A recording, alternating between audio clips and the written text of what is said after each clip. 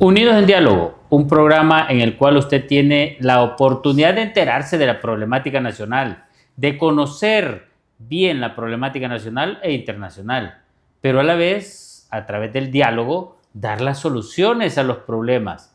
Una sociedad que no tiene la capacidad de dialogar es una sociedad dividida, y una sociedad dividida es un país en subdesarrollo permanente.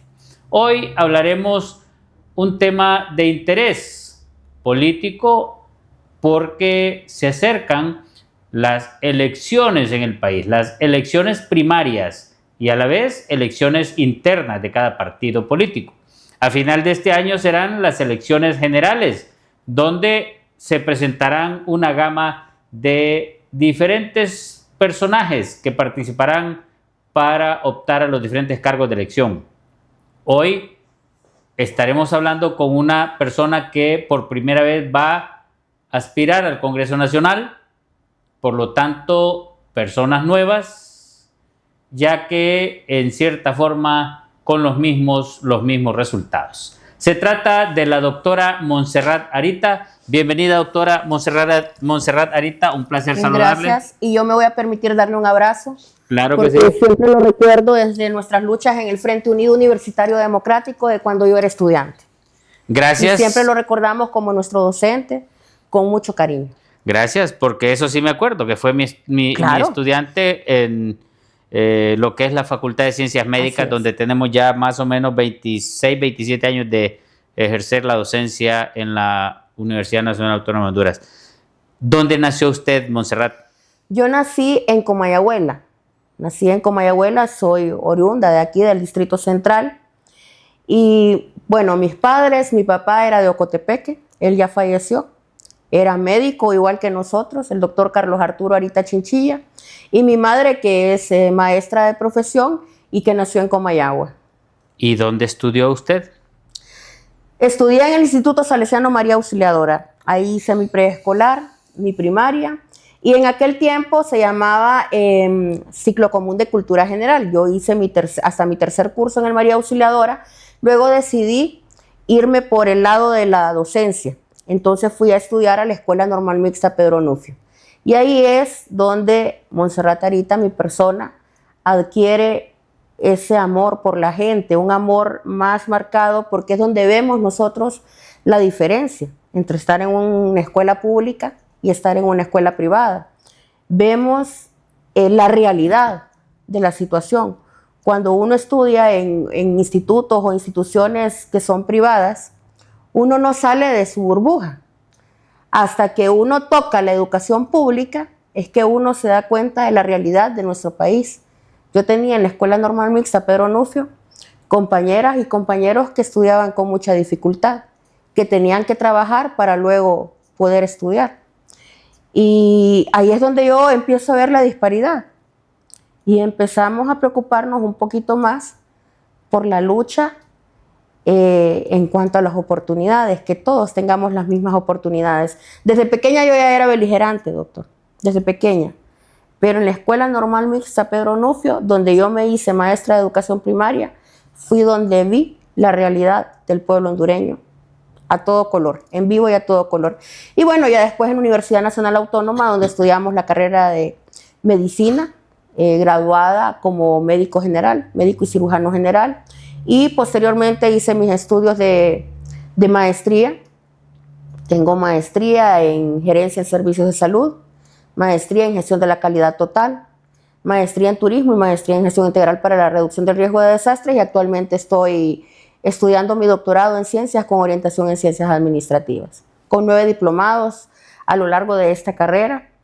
Entre ellos, para mí, los más importantes son 2 diplomados que tengo en transparencia y acceso a la información pública, que para mí es la base para que las cosas funcionen. Donde hay un Estado que es transparente, que es anticorrupción, realmente el presupuesto se utiliza para el pueblo, para paliar esas necesidades del pueblo hondureño. Entonces, por eso es que yo soy una apasionada del tema de la transparencia y la anticorrupción, y no de boca, ¿verdad? Porque hoy se ha tomado como bandera decir que lucha contra la corrupción, pero solo es cuando quieren ganar adeptos o votos, y ya después se les olvida ese tema y empiezan esos procesos de negociación que son infructuosos para el pueblo hondureño. Son fructíferos para la persona, ¿verdad?, que entra en esos procesos, y en el Congreso Nacional, en todos lados lo hemos visto, pero para el pueblo hondureño en realidad solo marca más la brecha de inequidad social que hay.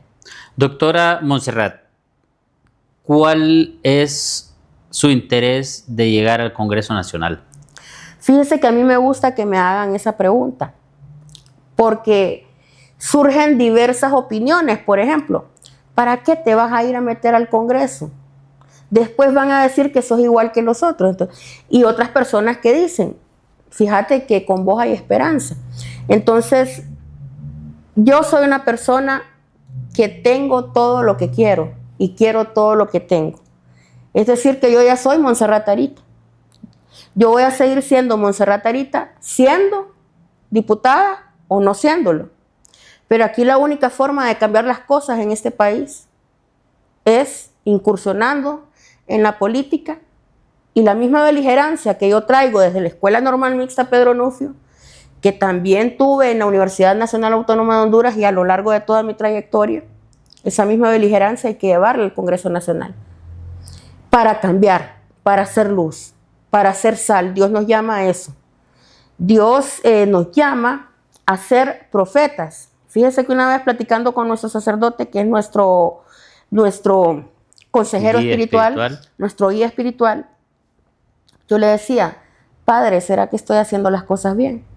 Claro que sí, me dice. El profeta en el Evangelio es aquel que anuncia la buena nueva de Cristo, que anuncia que hay buenas noticias, pero también es aquel que denuncia lo que no es correcto. Y es lo que nosotros a través de nuestra vida, de nuestra trayectoria hemos hecho.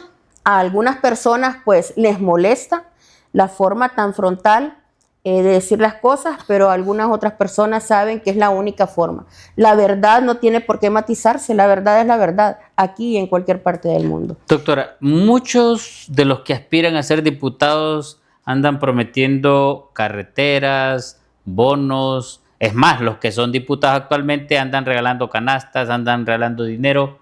¿Esa realmente es la función de un diputado al Congreso Nacional o qué considera usted al respecto? No, en realidad, si las personas quieren tener un detalle con el pueblo hondureño, que lo tengan, no nos molesta.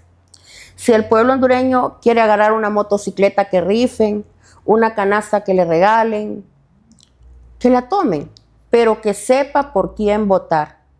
Porque ahorita, en este momento, nos estamos jugando nuestro país. Y le voy a decir algo, hay 3 poderes en el Estado.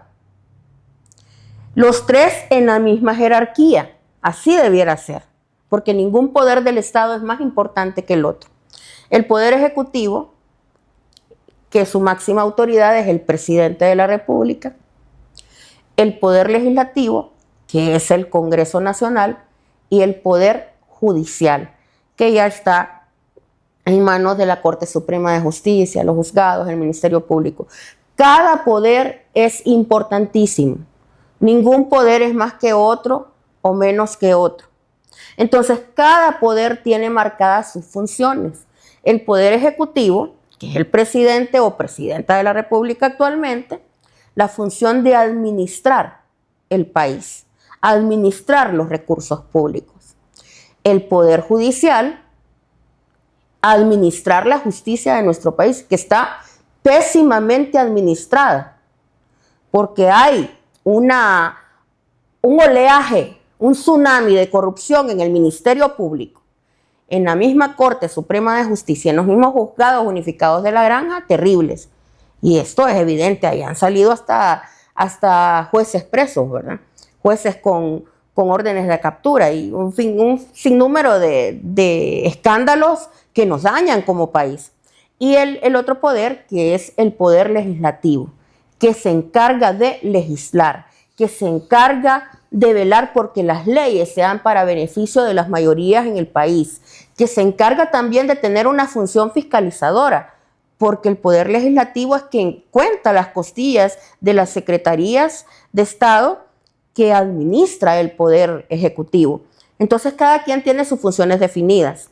Obviamente, hay diputados que se dedican a hacer regalías, En mi opinión, si ellos tienen la posibilidad de hacerlo de su propio bolsillo, que lo hagan. El problema es que existe la mensualidad esa que les Los dan fondos, de los los bonos. fondos departamentales antes, ahora bono o subsidio Del pescado para Semana del pescado, de las torrejas, etcétera, etcétera. O sea, le inventan varios nombres, eso no es pero al correcto. final de cuentas es un mismo fondo departamental Sí, que son millonadas. Y eso no es correcto, porque le voy a decir algo, ese dinero no llega al pueblo. Y si llega, llega a través de pizcachas, de sobras, porque lo que le dan al pueblo hondureño es sobras. Eso es lo que le dan al pueblo hondureño. Yo he sido muy crítica de que al pueblo, a la ciudadanía, hay que darle lo que necesita. Fíjense que actualmente llegan a nosotros, y usted lo sabe como médico, que ambos somos colegas, ambos sabemos el dolor que sufre el pueblo hondureño cuando nuestro sistema de salud no es capaz de dar respuestas. Ahorita tenemos el caso de una persona que necesita 95,000 lempiras para unas radioterapias porque tiene cáncer de colon. Entonces, ¿cómo es posible que los diputados anden malgastando dinero cuando ese dinero podría estar orientado a salvarle la vida a una persona que necesita 95,000 lempiras? Es más, ningún hondureño que tiene cáncer debería de estar pagando quimioterapias o radioterapias, porque es el Estado de Honduras el que tiene la obligación de cubrir sus necesidades en salud, sea lo que sea, desde una uña encarnada, desde un simple resfriado común hasta un cáncer. Es el Estado de Honduras el que debe cumplirle al pueblo hondureño con medicamentos de calidad, no solo medicamentos que aquí el problema también ese es otro tema importante, que muchos pacientes pasan descompensados porque el medicamento que tienen no es de calidad. Entonces, medicamentos de calidad, recurso o talento humano que pueda brindarles consultas médicas oportunas. Aquí no tendría por qué haber mora quirúrgica, ni mora en especialidades. Fíjate que quiero darle un detalle que yo creo que solo en 2 medios lo he expresado, que desde el año 2021 a la fecha, la planilla de la Secretaría de Salud se ha incrementado en 13,000 personas. De 15,000 personas subió a 28,000. Y esto no está mal, porque lo que más necesita el país es fortalecer el sector salud. ¿Sabe qué es lo que está mal? Que sigue habiendo mora quirúrgica y mora en especialidades, porque el personal que nombraron no son médicos especialistas, no son médicos generales, no son enfermeras auxiliares. Han inflado las planillas con personal que la Secretaría de repente no necesita. Entonces, este es el tipo de temas que obedecen a un legislador, llámese Congreso Nacional. El contarle las costillas a la Secretaría de Salud, ver si es cierto que Secretaría de Salud está contratando o nombrando personal que es necesario y prioritario en la Secretaría de Salud. ¿Sabe usted que en este momento hay 33 médicos en el Congreso Nacional? Y no han hecho Diputados. nada. Y no han hecho nada.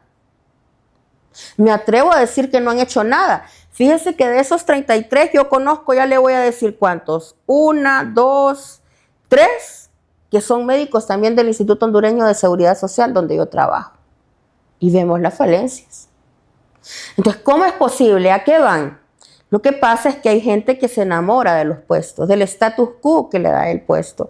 A nosotros nos tiene que caer el 20 como ciudadanos, como amantes de este país que se llama Honduras, que es el único que tenemos, doctor.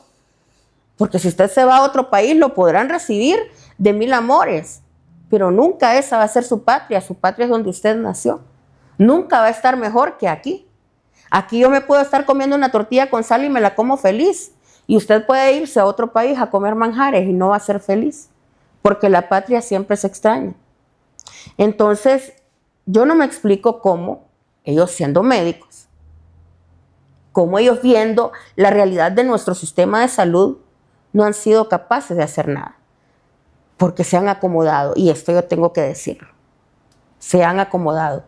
El pueblo hondureño en este momento tiene una gran oportunidad, porque todavía en Honduras tenemos la libertad de ir a un proceso eleccionario que no se sabe Si ¿Cree usted que va a ser libre este proceso electoral? Miren, el proceso de las elecciones internas o primarias va a ser un proceso bien atípico. Y hay que motivar a la población a que salga a votar porque puede ser este nuestro último proceso. Yo le decía a los amigos de los medios de comunicación a donde hemos asistido que todo tirano, todo dictador, todo régimen se instaura siempre bajo un proceso de elecciones. Van a elecciones, después de hacer una buena campaña, van a elecciones, ganan, llegan al poder, pero después no sueltan el poder. Y esto es lo que está ocurriendo en estos momentos con Libertad y Refundación. Estamos ante una situación terrible porque Libertad y Refundación es un partido familiar. Y quiero que esto lo sepa el pueblo hondureño. Familiar. Porque solo pertenece a don José Zelaya alias Mel. Y ahí solo pueden aspirar a la presidencia de la República por Libertad y Refundación los que tienen la venia de él. Contrario a nuestros otros partidos, que van diferentes corrientes. Y ahí nos vamos a pelear en las urnas quién queda o quién no. Pero siempre ha sucedido casi lo mismo. Y disculpe que se lo diga. Durante los diferentes periodos electorales siempre quedan los mismos. En el Partido Nacional los mismos, en el Partido Liberal los mismos, y en Libre los mismos, porque siempre están los clanes y los grupos de poder de cada partido, que son los que lo manejan, y siempre quedan los mismos. Pero en Libertad y Refundación esto es más marcado. Y si no, figúrese usted, en el gobierno de doña Xiomara Castro, Sarmiento de Zelaya, ya hubo un golpe de Estado. El que ella le dio al poder legislativo. Doña Xiomara Castro debería ser objeto de un juicio político más adelante o en el próximo gobierno. ¿Sabe por qué? Porque ella impuso al presidente del Congreso Nacional, ella impuso a Luis Redondo. Y en esto quiero ser categórica. Yo puedo tender a decir que a mí el candidato Jorge Cálix no me llama mucho la atención. Yo llego a pensar que él es un caballo de Troya de José Zelaya alias Mel. Un caballo de Troya colocado mediante el ajedrez político en el Partido Liberal. No obstante, él fue víctima de la más grande afrenta. ¿Habrá sido víctima o habrá sido planificado eso? No, yo creo que sí fue víctima. Sí fue víctima. Y se llegó precisamente a esta negociación, podría ser que se llegó precisamente a esta negociación de lanzarlo después como candidato a la presidencia. Pero imagínense, hasta los mismos nacionalistas habían votado por Jorge Cálix en el Congreso para que él fuera el presidente del Congreso Nacional. Y vino doña Xiomara Castro e impuso a Luis Redondo. Y eso es un golpe de Estado, porque aquí en este país piensan que los golpes de Estado solo se le dan al Poder Ejecutivo, ¿no? Cualquiera de los tres poderes del Estado que conste, yo ya expliqué que tienen la misma relevancia, tienen la misma importancia, se llaman tres poderes, pero están al mismo nivel. Porque imagínense un país donde haya presidente, pero que el Poder Judicial no funcione, o que haya Poder Judicial y que el presidente no funcione, o el Congreso. Y el problema es que aquí, actualmente, los tres poderes están tomados. Los tres poderes están en manos de Libertad y Refundación. ¿Y usted, si no, fijémonos en la judicialización. ¿Y usted cree que los puedan soltar? Sí, los sueltan, pero con una verdadera oposición. ¿Y cree en este momento que hay una verdadera oposición? Sí hay verdadera oposición. Y no solamente en los partidos políticos, sino fuera de los partidos políticos. Está, por ejemplo, las organizaciones como el Frente Cívico por la Democracia, como la Asociación Libertad y Democracia, que está un poquito fuera de la que debería de ser su función. Está el Ejército Ciudadano de Paz, está la misma Iglesia Católica, la misma Iglesia Cristiana. Hay oposición, ellos tienen oposición. Sino aquí, entre otros temas, usted sabe que yo soy provida, por ser médico soy provida también. Entre otros temas, si no hubiera verdadera oposición, aquí hubieran pasado un montón de cosas. Entre ellas la legalización del aborto. Ya lo hubieran hecho, pero hay oposición. Ya hubiera Pero habrá una oposición organizada para poder evitar que se queden los que se quieren quedar a la fuerza o de forma inadecuada. Hay oposición, hay oposición. El problema es que no está completamente cohesionada y a eso es que hay que aspirar. Hay que aspirar a cohesionar toda esa oposición, porque cada quien está haciendo su lucha por su lado. ¿Cree que sea posible eso? Sí, sí es posible. Con verdaderos liderazgos es posible. Y los hay. Y mira usted posibles liderazgos sin mencionar nombres, porque si no los van a ir a judicializar o a asesinar o a criminalizar o... No, sí hay y hay varios. Hay varios. Y fíjense que es importante retomar ese tema. Xiomara Castro podría ser objeto más adelante de un juicio político por este tema del golpe de Estado que le dio al Congreso Nacional, de imponer a Luis Redondo, quien todavía sigue siendo un presidente ilegal. ¿Tendremos un futuro mejor en el país o cree usted que van a tener dificultad todos los de la oposición en relación a lo que está sucediendo en este momento? Mire, tenemos un futuro mejor en el país. Y yo le voy a decir otra cosa. Honduras es importante incluso geopolíticamente hablando. Pero más que por geopolítica, Honduras está ubicado en el corazón de Latinoamérica. Nosotros estamos en el centro de Latinoamérica, en el centro de Centroamérica también. Somos el centro. Y ese corazón que es Honduras está puesto en las manos de Dios. Y hay personas que somos temerosas de Dios, que precisamente hemos entrado en este ruedo de la lucha política que no es fácil. No es fácil, porque usted no se imagina cuántas piedras de tropiezo he tenido yo hasta ahorita en mi camino. A pesar de que soy la primera casilla del movimiento Avanza por Francisco Morazán. Yo soy la primera casilla de las diputaciones de Francisco Morazán del movimiento de Ana García, de Avanza. Soy la número 24.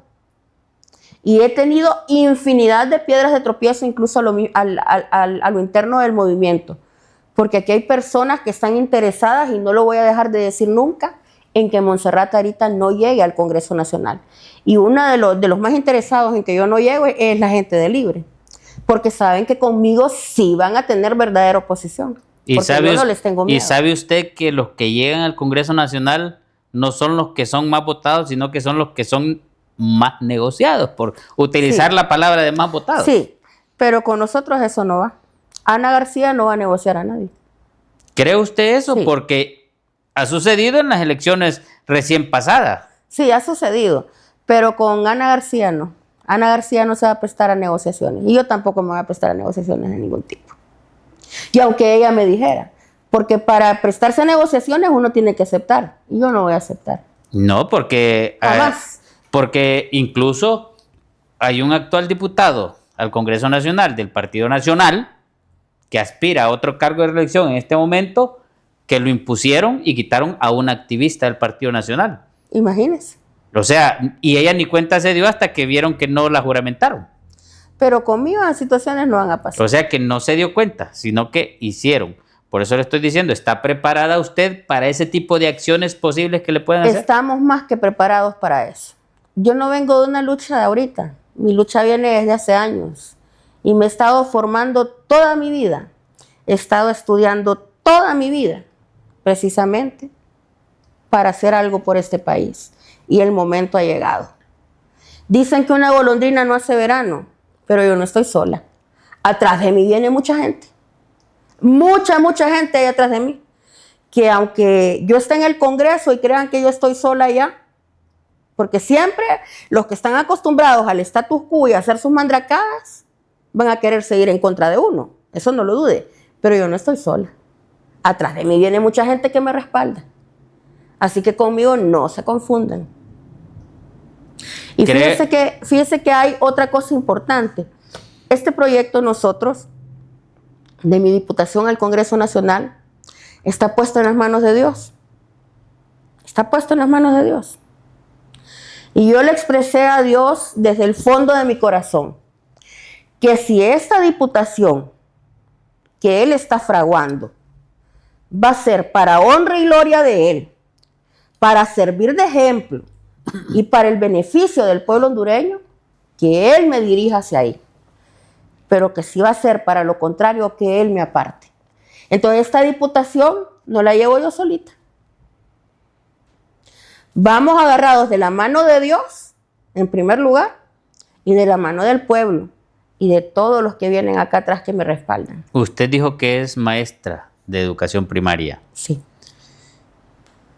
¿Usted está de acuerdo o no está de acuerdo en aprobar una ley de que en la educación pública y privada se lea la Biblia todos los días, o no está de acuerdo? Es necesario formar con valores, y no hay mejor valores que los que le da la palabra de Dios. ¿Está de acuerdo entonces? Yo sí estoy de acuerdo. Hay muchos países, y es un tema bien controversial, hay muchos países que ya tienen esa práctica, y son países Fíjate que yo no lo veo controversial, y le voy a decir por qué. Porque si se aprueba, por ejemplo, o se quiere aprobar el aborto. La equidad de género. Se quiere la equidad de género. Y un montón de cosas más que tienen que ver en contra de la moralidad y las buenas costumbres del ser humano. Y el lenguaje inclusivo incluso, Correcto. que quieren aprobarlo. Entonces, ¿cómo que va a ser controversial en darle lectura a un libro? Para algunos es controversial, pero la mayoría de nuestro pueblo hondureño o es militante de la iglesia cristiana evangélica o es militante de la iglesia católica. Y nosotros no nos vamos a oponer jamás a que se lea la Biblia. Si hay que hacer la ley, hay que hacerla. Si lo que necesita Honduras, hombre, es crecer con valores, para que no tengamos secretarios de Estado que desvíen los fondos, para que no tengamos directores del Instituto Hondureño de Seguridad Social que utilicen el dinero del seguro para irle a poner implantes en las mamas a las amantes.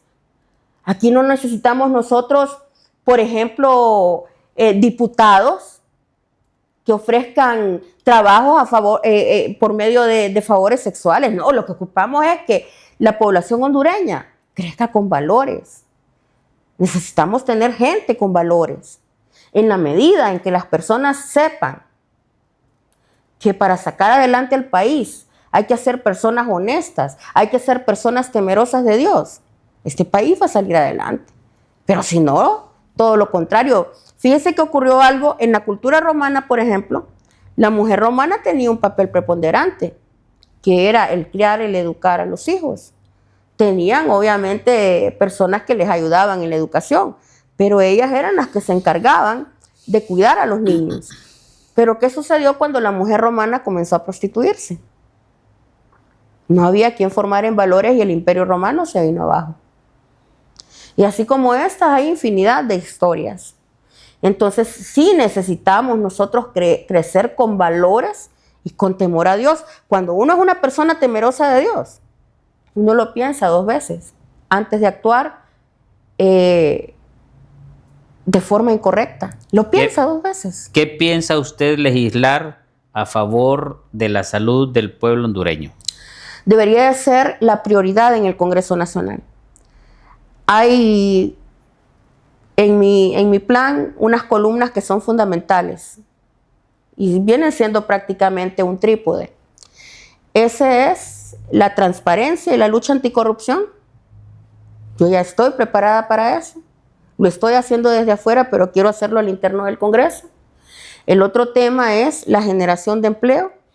Buscar leyes que fomenten el empleo, que fortalezcan el Estado de Derecho en nuestro país para que pueda venir la inversión extranjera y que la inversión privada, también el inversionista privado se sienta protegido para generar más empleo, respetando obviamente los derechos de los trabajadores y que estos también respeten sus obligaciones, que cumplan con sus obligaciones. Y el otro tema es la salud y educación de calidad. El tema de la transparencia y anticorrupción.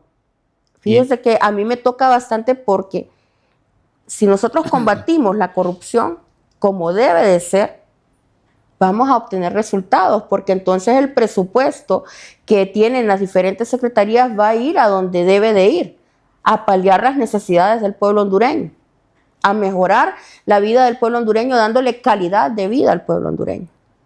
Pero bueno, ahí hubo un par de ministras que dijeron que se sentían en la gloria porque habían ahorrado un 60% del presupuesto de sus secretarías. Es que eso es lo más ilógico que puede haber. Es lo más estúpido que puede haber. Y se lo digo yo, que soy una persona que mis temas son administrativos. Me he especializado en el área de administración, sobre todo de la salud. Los presupuestos se planifican. Entonces, el gasto de un presupuesto en ejecución obedece a una planificación. Y en esa planificación, usted no debe de planificar más, ejecutar más de lo que ha planificado, ni ejecutar menos de lo que ha planificado. Es decir, que si a usted le dan 5 lempiras, esos 5 lempiras los tiene que gastar porque obedecen a una planificación que nace de las necesidades que tiene su institución, su organización, su empresa, su país. Entonces, decir que ahorraron el 60% de presupuesto significa que no han hecho nada, porque aquí las necesidades siguen a flor de piel en el pueblo hondureño. Bueno, vamos a ir a una pausa. Cuando regresemos de la pausa vamos a hablar sobre lo que usted piensa hacer, legislar a favor de la salud, después de la educación y después de la transparencia y después de la generación de empleo. Pero nos vamos a enfocar desde el inicio qué es lo que usted tiene pensado legislar a favor de la salud. Vamos a la pausa. En Unidos en Diálogo ya retornamos. Unidos en Diálogo, un programa en el cual usted tiene la oportunidad de enterarse de la problemática nacional, pero a la vez, a través del diálogo, buscar las mejores soluciones. Recuerde que estamos en las diferentes redes sociales, YouTube, Facebook, TikTok, y también tenemos la plataforma del canal que usted nos puede ver en cualquier parte del mundo en tiempo real, solamente colocando en su celular o en su computadora cn51hn.com y nos ve en lo que se está transmitiendo ese momento en el canal, en su celular o en su computadora en cualquier parte del mundo. También puede escanear el código QR que usted lo escanea con su celular, se hace amigo de Unidos en Diálogo o también de Canal 51. Ahí están disponibles para ustedes las diferentes formas de incorporarse con nosotros a Canal 51 Unidos en Diálogo. Hoy estamos hablando de algunos temas de interés políticos porque ya estamos a pocos días, pocas horas de lo que son las elecciones primarias, donde se escogen en los diferentes partidos políticos que están participando los candidatos que los van a representar para una elección general. Y también a la vez las elecciones internas de algunos partidos donde se eligen las autoridades de dichos partidos. Estamos con una aspirante a la diputación por Francisco Morazán, la doctora Montserrat Arita. Antes de irnos a la pausa, doctora, quedamos qué es lo que usted va a legislar a favor de la salud del pueblo hondureño. Bueno, esta pregunta es muy importante, doctor Ronnie, porque en nuestro país hay aproximadamente 3,000 leyes. Y ni siquiera el abogado más ducho de este país conoce las 3,000 leyes a ciencia cierta, porque cada quien se dedica a su campo, ¿verdad? Los mercantiles al derecho mercantil, los laborales al derecho laboral. ¿Qué le quiero decir con esto? Prácticamente en nuestro país ya todo está escrito. Lo que hay que hacer es echarlo a andar, vigilar que esa ley funcione, y esa es una de las funciones del Congreso Nacional. No obstante, en salud sí nos hemos quedado un poco cortos. Hay que revisar y mejorar el código de salud que ya tenemos. Hay también una ley del Sistema Nacional de Salud que debe de tener una mejora ahí. Y hay que regularizar ciertas cosas. ¿Y la ley de seguridad social? La ley de seguridad social, a eso iba.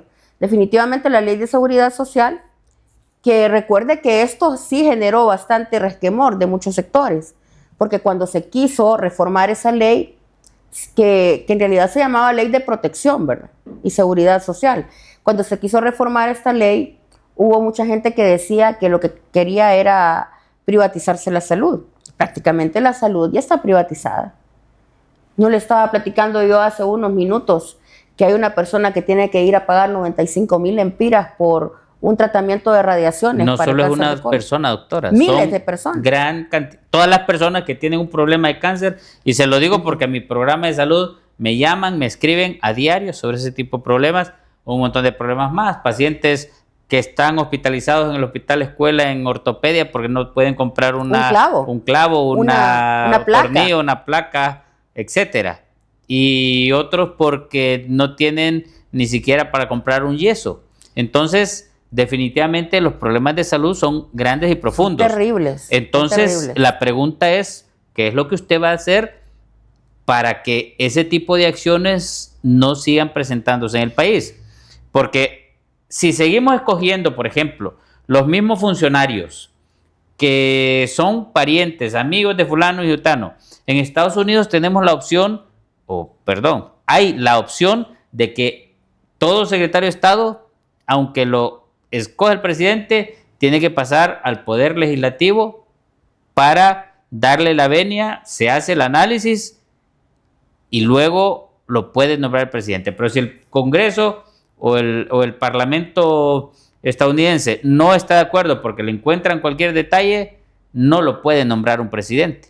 Y a la vez, cuando hay un error, entonces está encima siempre el legislador, que no haya ese tipo de problemas con los funcionarios. Pero aquí no. Aquí incluso los secretarios de Estado muchas veces se creen superiores a varios personajes del Congreso Nacional. Así que, ¿qué es lo que se puede hacer al respecto? Lo primero, doctor Ronnie, porque esta es una pregunta muy importante, y no se trata solo de crear leyes, se trata de hacerlo en base a la realidad. Lo primero que se debe de hacer, yo ya les dije que el Congreso Nacional está obligado a contar costillas, a hacer audiencias. Eso lo establece la ley. Pero lo primero que hay que hacer es una auditoría a cada secretaría. ¿Por qué? Porque con una auditoría yo veo si hay gastos sobrevalorados, yo veo si en realidad están contratando el personal o recurso humano que la Secretaría, en este caso Salud, requiere. Yo diagnostico y observo y veo y recabo mucha información. Después de esa auditoría, ¿qué hago? Obviamente aplicar la ley. ¿Y qué va a hacer esta auditoría? Darnos realmente el presupuesto que esa secretaría necesita. Ya sabiendo nosotros cuánto presupuesto necesita esa secretaría para funcionar realmente en tiempo, en forma, brindando calidad de servicios de salud, entonces se procede a formular cuánto presupuesto se le va a dar a esa secretaría en base a un diagnóstico real. Pero el problema es que aquí los diputados creen todo lo que les dice el secretario de Estado. No es que mire que mi gasto fue 27,000 millones de lempiras el año pasado y yo ocupo que me den 3,000 más. Pero 3,000 más ¿para qué? Para compras sobrevaloradas, para personal supernumerario que no lo voy a ocupar, para que yo tenga una computadora aquí y hayan 7 personas alrededor de esa computadora haciendo nada. Entonces, tenemos que salir del Congreso Nacional a hacer este tipo, y no es que estoy diciendo que los diputados van a dejar el curul para ir a hacer eso, no.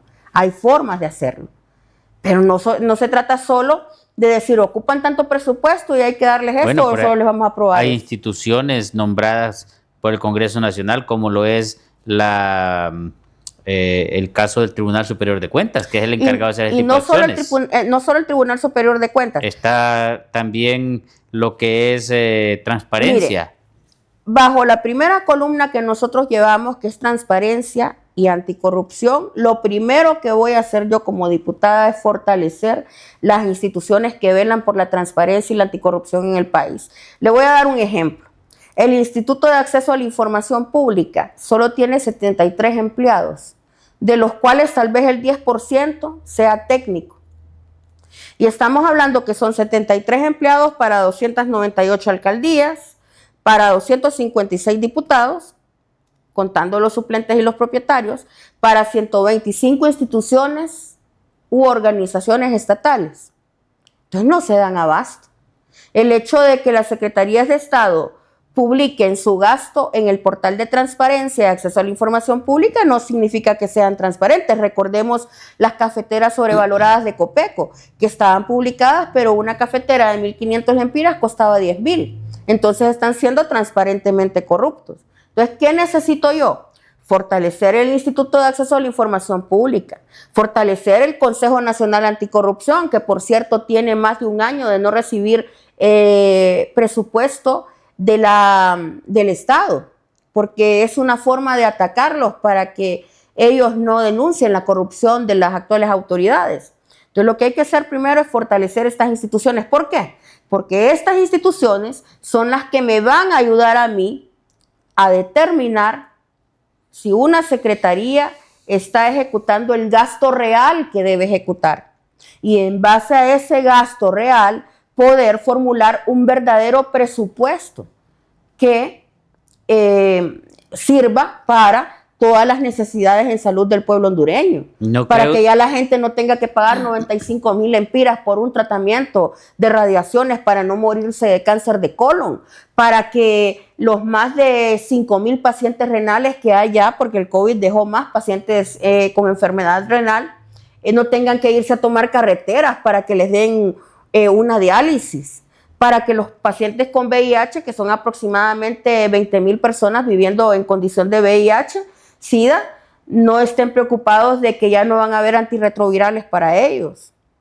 Para que los pacientes diabéticos, que andan aproximadamente en 2 millones de pacientes diabéticos, sepan que van a haber medicamentos de calidad y que no les va a faltar para controlar su diabetes, para que se mantengan ellos compensados.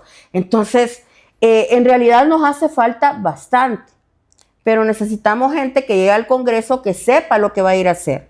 Y el Congreso tiene la obligación de contar costillas. Cuando nosotros comencemos como diputados a contar mediante audiencias públicas las costillas de las diferentes secretarías, van a haber menos corruptos. Vamos a tener el presupuesto real que se necesita para poder legislarlo y aprobarlo, sin esconderse como hicieron ahorita, cuando aprobaron el presupuesto para el año fiscal 2025, que muchos diputados del Congreso Nacional, del Partido Nacional, inclusive de mi partido, no llegaron a la sesión o se salieron de la sesión.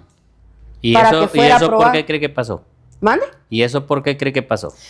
Porque como ahí también va implícito el presupuesto de las elecciones y ellos quieren ir a elecciones para ser reelectos. Me imagino que por eso. ¿Cómo así? No entiendo. Porque recuerde que para que hayan elecciones tenía que aprobarse por fuerza el presupuesto. ¿Verdad? Entonces, ¿qué les quedaba a ellos? Si ellos quieren reelegirse. Pero realmente es eso, otras cosas atrás, pues, porque desde el momento que se salen del Congreso, porque tenían hambre, tenían sueño, tenían ganas de ir al sanitario, ¿por qué se salen si la responsabilidad de ellos es estar ahí?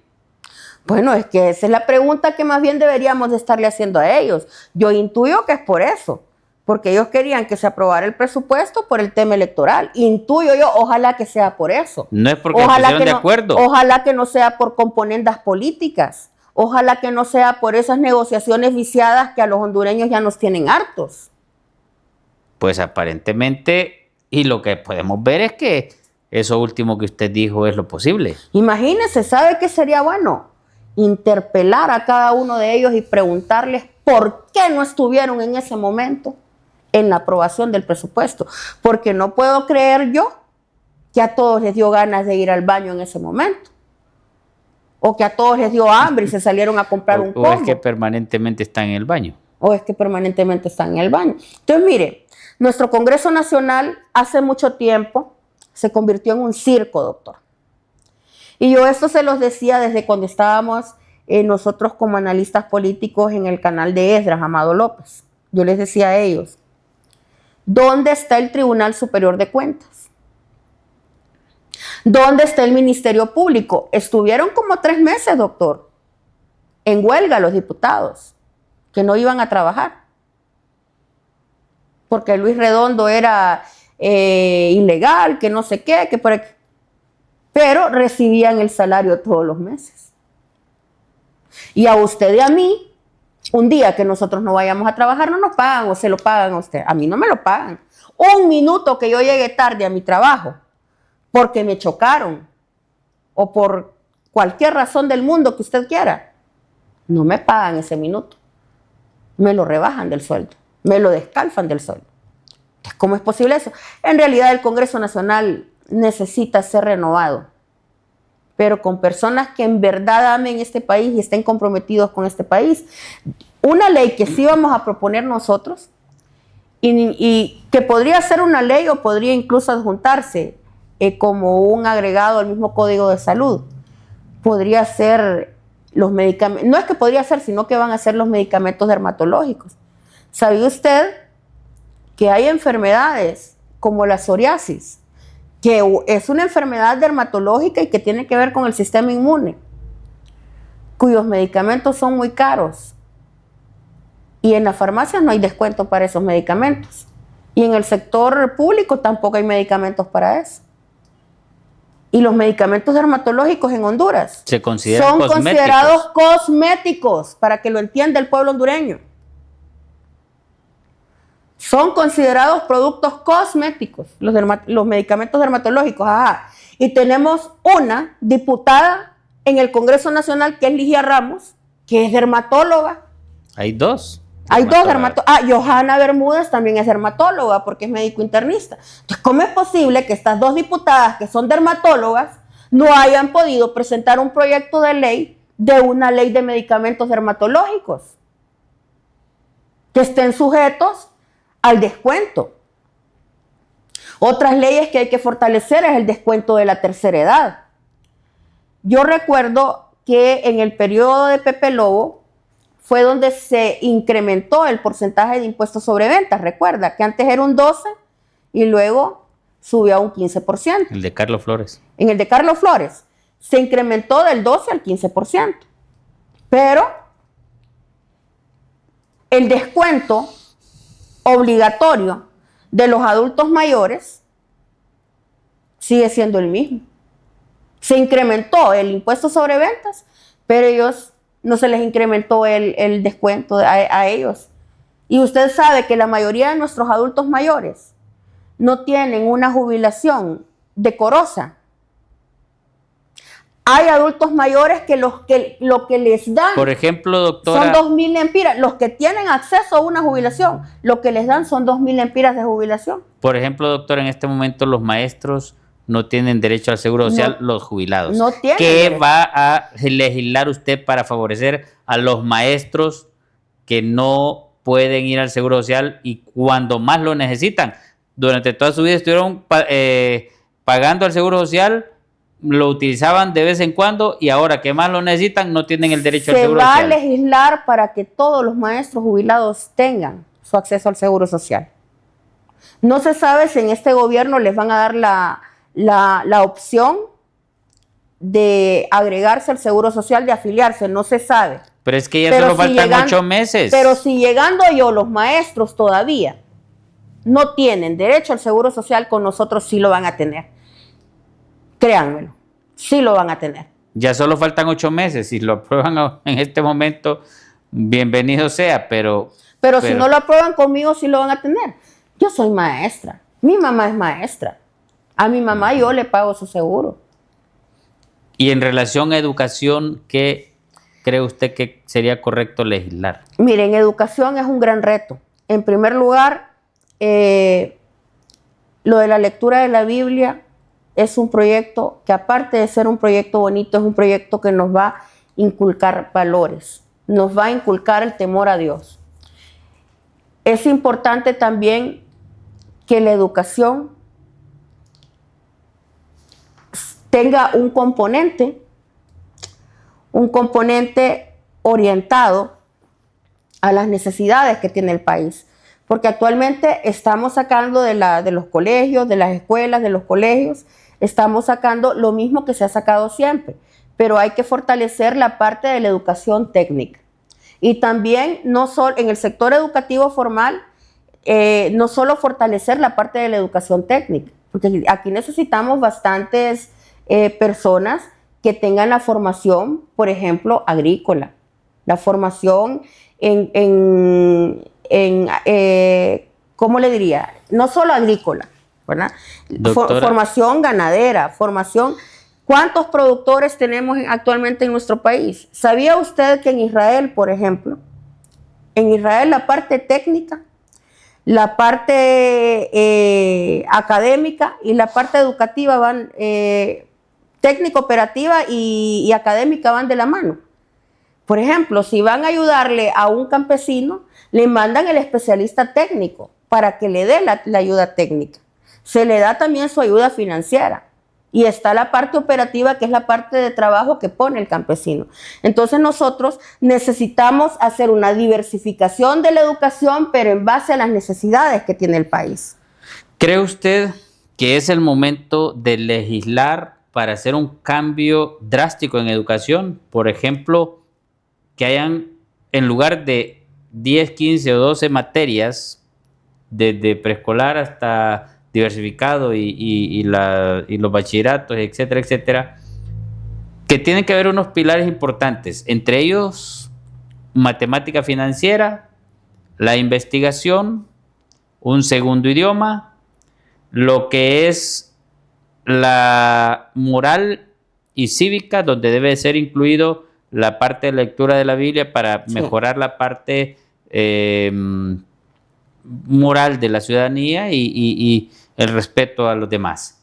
Y por supuesto que es importante también en este caso lo que es fortalecer la educación en estos pilares, pero que realmente entendamos que si seguimos dando la educación de la misma forma que se ha estado dando durante todos estos años atrás, tenemos hondureños y hondureñas que no salen de la pobreza, que no salen de sus dificultades económicas, y entonces no será mejor empezar a buscar este tipo de acciones. Y lo otro es la quinta, la tecnología, computación, que es la parte matemática financiera, lo que es la investigación, lo que es la tecnología, lo que es moral y cívica, y por supuesto un segundo o tercer idioma. Con eso usted ya está formando hondureños de otras capacidades. Y por supuesto, en los otros niveles, lo que usted mencionaba de las áreas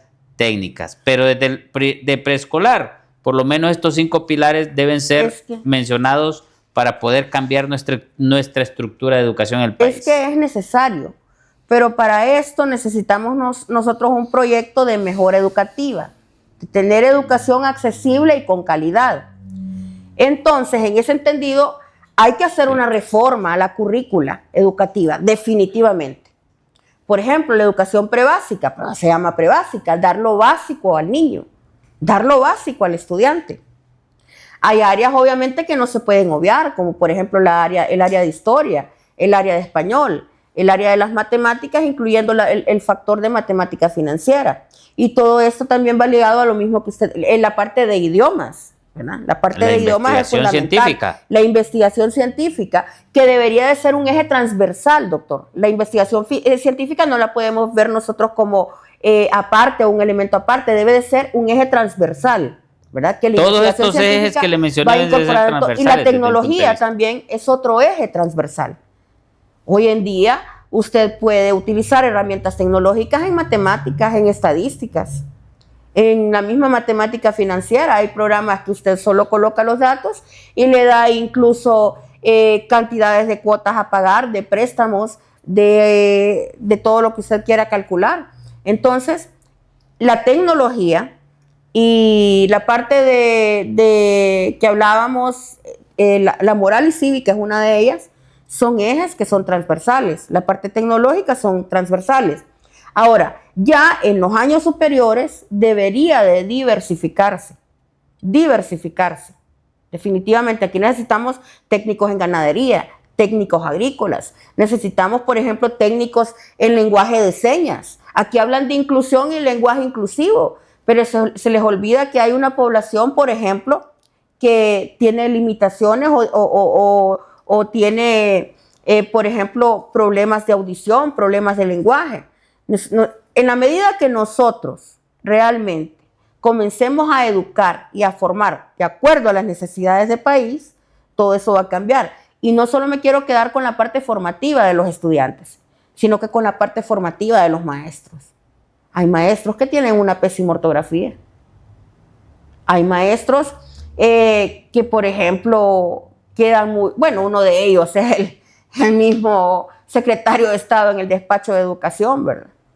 Que dice que el progreso es un departamento, que dijo que el río de Choluteca nacía en Choluteca, que no sé si lo hizo para desviar el foco de atención o porque en realidad, y siendo maestro del área de ciencias sociales, a uno lo deja pensando muchas cosas, o en realidad no sabe, o en realidad lo hizo para desviar el foco de atención. Entonces, el tema de la calidad educativa tiene que ver tanto con la currícula de los educandos, de la gente que vamos a formar, como también con la profesionalización de los maestros. La actualización de los curricular de los maestros también tiene mucho que ver eso. Usted ya vio y habló en relación a educación. Doctora, ya estamos finalizando el programa. Habló de salud, habló de educación, legislación, que es lo que tiene que ir a hacer al Congreso Nacional, y por supuesto como responsabilidad de una ciudadana que aspira a ser diputada. ¿Cree usted, ya mencionó que le han puesto piedritas, Sí. ¿cree usted que le va a ser fácil llegar al Congreso Nacional? Mire, fácil no es, pero no es imposible, porque fácil no ha sido para mí. Este proceso de elecciones no ha sido fácil para mí. ¿Verdad? Ya lo dije, hay muchos obstáculos. Aquí el más interesado en que yo no llegue es libre, pero se van a fregar. Porque si el pueblo así lo quiere y Dios así lo decide, ya vamos a estar. Pero es que en este momento va a elecciones primarias. ¿Sí? Es de su partido nada más. Sí, ahí no tiene que ver nada libre. Tiene que ver libre porque hay incluso infiltración de libertad y refundación en los movimientos. Pero definitivamente no pueden porque no les va a haber capacidad entonces para participar en el partido de ellos.